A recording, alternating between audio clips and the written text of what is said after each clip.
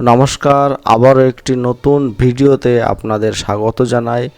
আজকে মুখ্যমন্ত্রীর দরবারে গ্রুপ সি এবং গ্রুপ ডি অর্থাৎ নন টিচিং সংগঠনের পক্ষ থেকে মুখ্যমন্ত্রীর কাছে কি দাবি দাওয়া পেশ করা হলো সেই নিয়ে আজকের ভিডিও।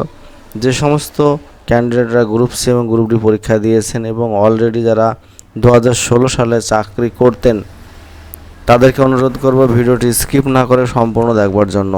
বন্ধুরা, আজকে 25/5/2026 তারিখ সোমবার বিজেপির যে রাজ্যের যে প্রধান কার্যালয় রয়েছে সেই কার্যালয়ে কিন্তু রাজ্যের মুখ্যমন্ত্রী শুভেন্দু অধিকারী বিভিন্ন সংগঠন, যে শিক্ষক সংগঠন রয়েছে, আরও অন্যান্য যে সমস্ত সংগঠন রয়েছে এবং জনতার, এক কথায় জনতার দরবারে কিন্তু বসেছিলেন এবং জনতার কথা শোনবার জন্য। সেই জনতার দরবারে কিন্তু গ্রুপ সি এবং গ্রুপ ডির পক্ষ থেকে যে সংগঠন উপস্থিত ছিলেন সেই সংগঠনের পক্ষ থেকে যে দাবি তোলা হয়েছিল সেই দাবিটা হলো যে 9, 10 এবং 11, 12 যেরকম ওএমআর শিট প্রকাশ করা হয়েছে তেমনভাবে যে নন টিচিং পোস্ট রয়েছে গ্রুপ সি এবং গ্রুপ ডির সেই ওএমআর শিট অতি শীঘ্রই প্রকাশ করতে হবে এবং অতি শীঘ্রই প্রকাশ করবার পরে যাতে 2016 সালে যারা সঠিকভাবে পরীক্ষা দিয়ে চাকরিটা পেয়েছিল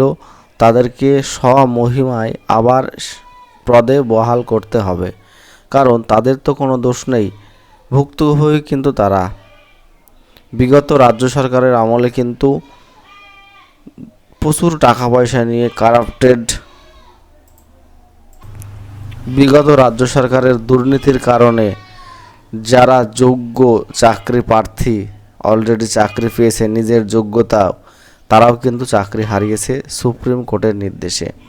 সুপ্রিম কোর্ট কিন্তু বারবার নির্দেশ করেছিল রাজ্য সরকারকে এবং স্কুল সার্ভিস কমিশনকে যে যারা যোগ্য তাদের লিস্ট দেওয়ার জন্য, কিন্তু রাজ্য সরকার কোনোভাবে লিস্ট দেয়নি সুপ্রিম কোর্টে।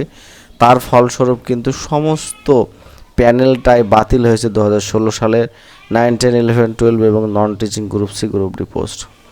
বন্ধুরা, অত্যন্ত বেদনাদায়ক বিষয়। গত 14 মাস ধরে বেতন বন্ধ, কিভাবে সংসার চলছে? যারা যোগ্য তাদের তো মনে বল রয়েছেই, সেই মনের বল নিয়ে তারা কিন্তু মুখ্যমন্ত্রীর দরবারে আজকে উপস্থিত ছিল এবং তাদের দাবি দেওয়া পেশ করেছিল। মুখ্যমন্ত্রী ইচ্ছা করলে কিন্তু অবশ্যই পারেন এই সমাধান করতে, কারণ বিধানসভায় নতুন করে বিল নিয়ে এসে সেই ওএমআর শিটের প্রমাণ ধরে কিন্তু নতুন করে আবার তাদের চাকরিতে বহাল করতে পারেন, অথবা ওএমআর শিট নিয়ে সুপ্রিম কোর্টে আবার নতুন করে কেস করে যোগ্য যারা প্রার্থী ছিল চাকরি পায় তাদের কিন্তু ব্যবস্থা করে দেবার যায় এইভাবে। এবং মুখ্যমন্ত্রী যে আশ্বাস দিয়েছেন যে কোনোভাবেই তাদেরকে চেষ্টা করবেন যে চাকরিতে বহাল রাখা, যোগ্য যে সমস্ত ক্যান্ডিডেটরা চাকরি পেয়েছিল 2016 সালে।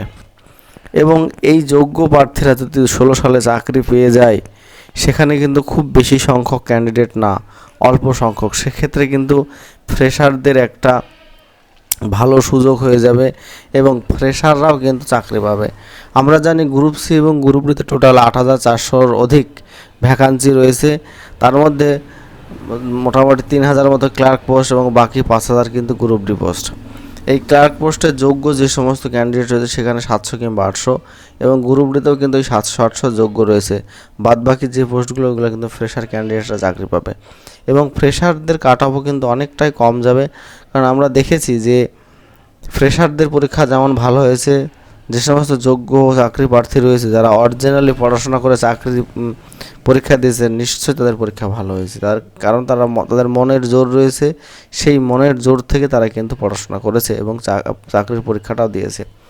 কিন্তু আমাদের আপামর ইউটিউব চ্যানেলে যে সমস্ত কন্টেন্ট ক্রিয়েটার রয়েছে তাদের কাছে অনুরোধ যে সমস্ত ক্যান্ডিডেটরা ভালো যোগ্যভাবে যারা চাকরি পেয়েছিল 16 সালে তাদের পাশে দাঁড়ানো, তাদের কথা তুলে ধরা আমাদের এই যে চ্যানেল ভিডিওর মাধ্যমে, কারণ তাদের কোনো অপরাধ নাই, কিন্তু তারা ওই সরকারের কারণে কিন্তু অপরাধী হয়ে গেছে সুপ্রিম কোর্টের কাছে। এতবার তারা চেষ্টা করেছে বিগত সরকারের মুখ্যমন্ত্রীর সাথে দেখা করার জন্য, কিন্তু দেখা করেনি। আমরা দেখেছি, আমরা হয়তো সামনাসামনি দেখতে পাইনি, কিন্তু টিভির পর্দায় দেখেছি তাদের দুঃখ দুর্দশা, তাদের কান্না, পুলিশের লাঠিচার্জ, এইসবগুলো তারা কিন্তু সহ্য করে আছে। এই কারণে বিভিন্ন বিভাগের বিভিন্ন দপ্তরে বিভিন্ন শ্রেণীর মানুষের অভিশাপেই কিন্তু এই সরকারটার পতন হলো। কারণ শিক্ষার যে দুর্নীতিটা হয়েছে, সবথেকে বড় দুর্নীতি, এবং শিক্ষা এবং স্বাস্থ্য এই দুটি জায়গা কিন্তু আমাদের ধ্বংসের পথে আমাদের রাজ্যে। কারণ শিক্ষা ছাড়া আমরা চলতে পারবো না, স্বাস্থ্য ছাড়াও কিন্তু আমরা চলতে পারবো না। বোঝা গেল? নতুন সরকার এসছে, নতুন উদ্যোগ নিয়ে আমরা আশা রাখবো, এবং যে সমস্ত যোগ্য ক্যান্ডিডেট রয়েছে 2016 সাল, তারা কিন্তু অলরেডি মুখ্যমন্ত্রীর সঙ্গে দেখা করেছে এবং মুখ্যমন্ত্রী আশ্বস্ত করেছে যে না, তাদের বিষয়টা খুব গুরুত্ব সহকারে দেখবেন। ঠিক আছে বন্ধুরা, এই ছিল আজকে বিশেষ আপডেট। যারা ভিডিওটি দেখছেন নতুন, তারা অবশ্যই চ্যানেলটি সাবস্ক্রাইব করবেন, এবং যারা অলরেডি আমাদের চ্যানেল সাবস্ক্রাইব করে রেখেছেন তারা অবশ্যই ভিডিওটি শেয়ার করবেন। ধন্যবাদ।